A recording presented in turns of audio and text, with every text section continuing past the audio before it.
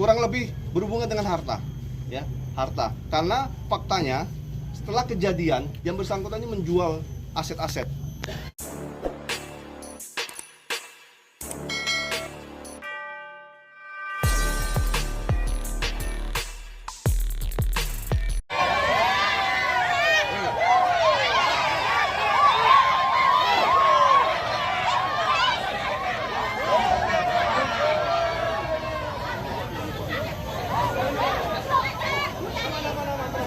Kemudian saat proses pembunuhan 4 korban tersebut berapa waktu yang diperlukan oleh tersangka?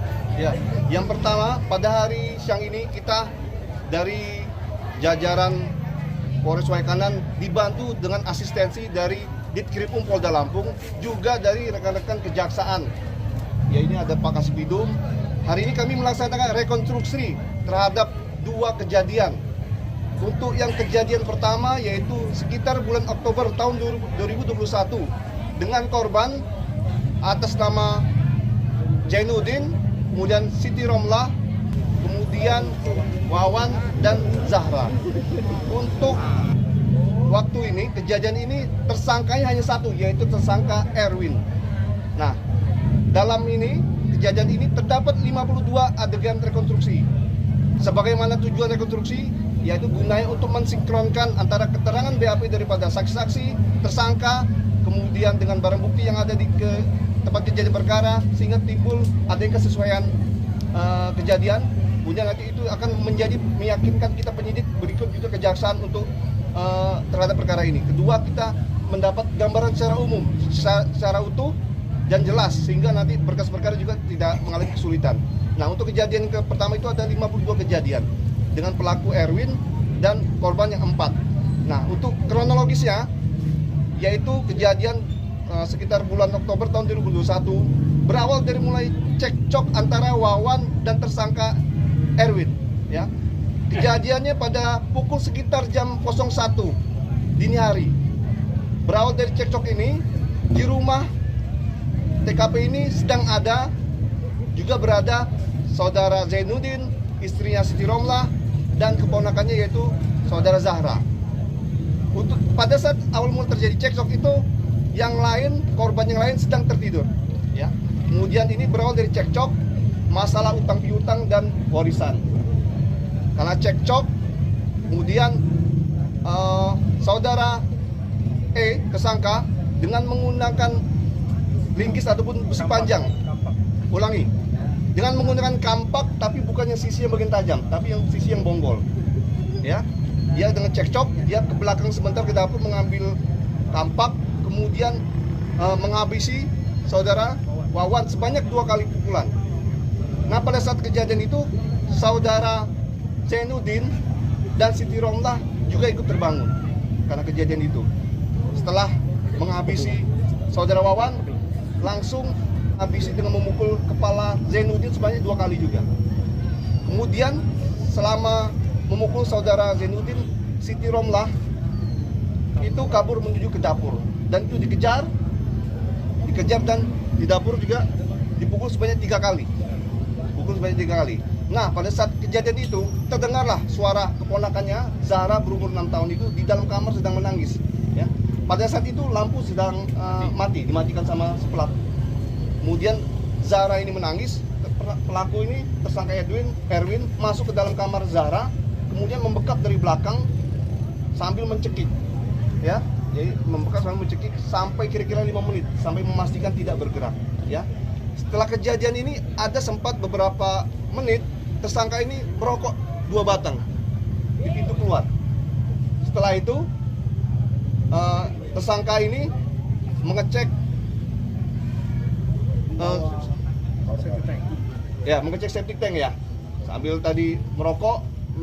Yang bersangkutan merencanakan aksi untuk ngecek septic tank di belakang, dan kebetulan septic tank itu belum dicor, ya, tinggal diangkat itu ya, langsung. Jadi untuk urutan yang dibunuh yaitu pertama Wawan, kedua Zainuddin, ketiga Siti Romlah, yang keempat baru Zahra. Nah, untuk posisi membuang korban, yaitu yang pertama itu saudara Wawan dulu, ya, saudara Wawan masuk, yang bersangkutan habis merokok masuk di bepok ini, kemudian masuk ke septic tank. Yang kedua itu Siti Romlah, ya, Siti Romlah, yang kedua dibuang, ketiga itu Zainuddin. Kemudian yang ketiga terakhir itu Zahra. Setelah itu di atas tumpukan korban-korban ditaruhlah kasur ya untuk menutupi itu. Kemudian kemudian besoknya sekitar jam 3 siang esok harinya tersangka ini mengecor untuk menutupi barang bukti sehingga tidak tercium ataupun tidak ada yang bisa membuka, jadi permanen tutupnya. Nah, itu untuk yang kejadian yang pertama bulan Oktober 2021. Kemudian yang kedua dengan korban atas nama Juanda atau adik tirinya atau anak dari Siti Romlah ya. Itu kejadiannya diperkirakan bulan April tahun 2022 ya.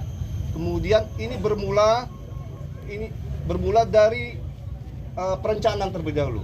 Perencanaan terlebih dahulu antara tersangka Erwin dan tersangka Diki Wahyudi merencanakan di rumah Hengki.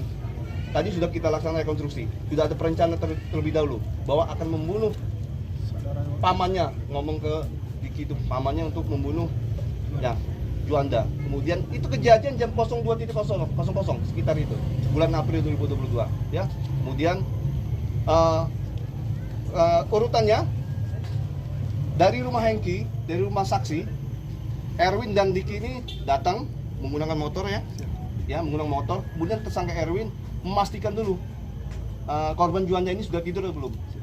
Kemudian sudah dipastikan tidur, langsung mengambil besi panjang dari dapur seperti linggis itu ya, besi panjang. Kemudian waktu korban itu tertidur dengan posisi telungkup miring kiri ya, itu pelaku memukul korban Juanda sebanyak 2 kali ya, leher. Dia miring dipukul gini, kemudian 2 kali, kemudian itu masih bergerak almarhum. Kemudian masih bergerak, kemudian tersangka mengambil tali.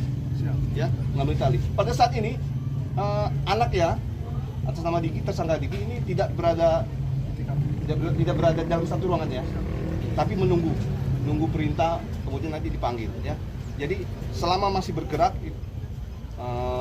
korban itu ditali mulai dari kaki, dililit di atas ya, kaki, tangan sampai kepala dengan tali yang tidak putus karena masih bergerak, makanya ditalikan.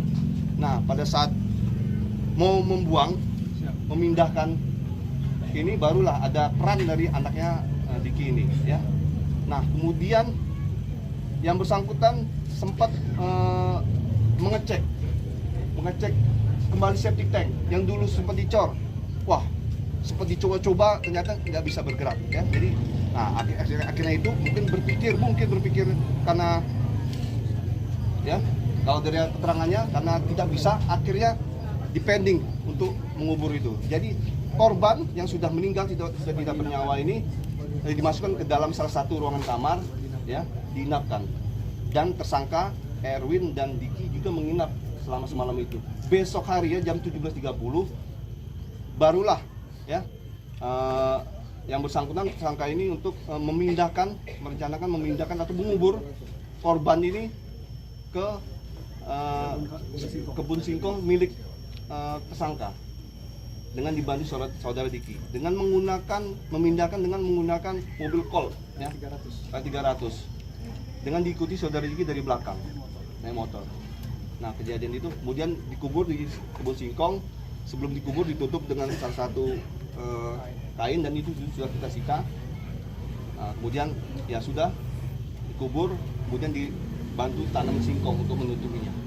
Kurang lebih seperti itu. Baik, untuk yang terakhir itu berapa adegan? Oh, ulangi. Yang kejadian kedua bulan April 2022 itu kejadian 35 adegan. Kalau yang pertama 52 adegan.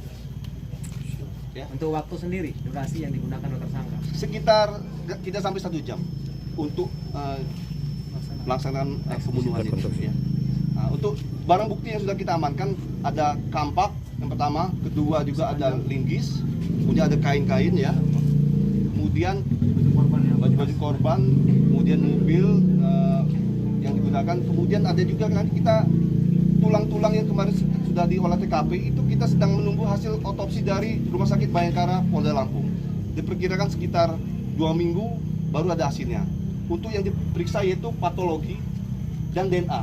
Dan untuk DNA kita juga sudah ambil perbandingan karena memang ternyata alhamdulillah masih ada saudara yang masih hidup, nah, kita ambil ya. Ada adiknya Juanda, ada adiknya Diki, segala ya kita ambil sebagai perbandingan. Nah itu nanti kalau sudah hasilnya lengkap akan kami lengkapi menjadi di berkas perkara. Semoga alat bukti itu dapat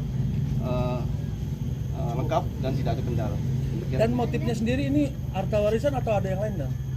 Ya, itu kurang lebih berhubungan dengan harta, ya, harta. Karena faktanya setelah kejadian membunuh Juanda, yang bersangkutan ini menjual aset-aset, baik informasi dari masyarakat katanya ada hutang piutang dengan beberapa iya, itu. orang atau bank gitu. Betul, itu berhubungan dengan harta ya, harta. Kemudian juga berhubungan dengan aset-aset dari orang tuanya, baik dari Siti Romlah maupun dari Pak Zainuddin.